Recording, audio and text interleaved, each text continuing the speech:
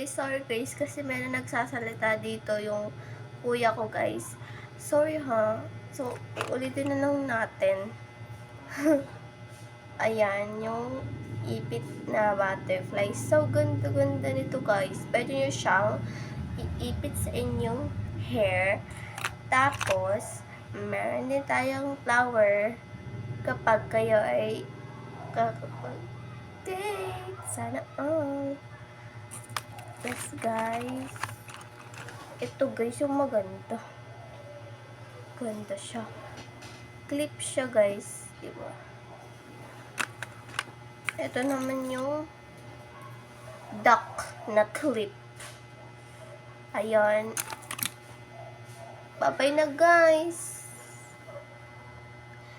See you bukas. Mag-vlog ako. Saan ako pupunta? Secret. Paano ko sasabihin?